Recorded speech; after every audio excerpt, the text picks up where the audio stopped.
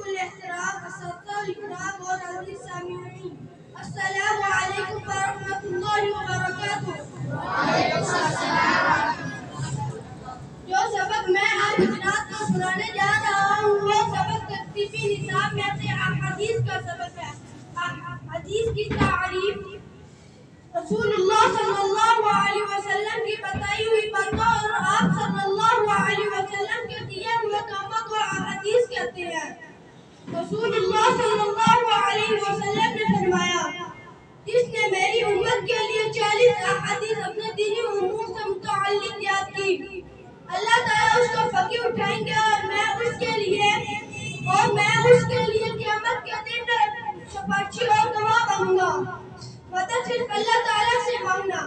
قال رسول اللہ صلی اللہ علیہ وسلم، اذا استعنت فاستعن باللہ۔ ترجمہ: رسول اللہ صلی اللہ علیہ وسلم نے فرمایا، جب تم مدد مانگو تو اللہ تعالیٰ ہی سے مانگا کرو۔ قرآن کریم پڑھنے اور پڑھانے کی فضیلت۔ قال رسول اللہ صلی اللہ علیہ وسلم، خیرکم من تعلم القرآن وعلمہ۔ ترجمہ: رسول اللہ صلی اللہ علیہ وسلم نے فرمایا، تم میں سے بہترین شخص وہ ہے جو دوسروں کو قرآن سیکھے اور سکھائے۔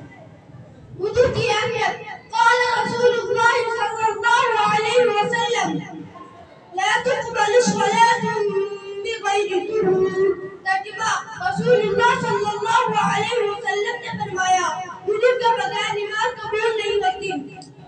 جنت کی چابی۔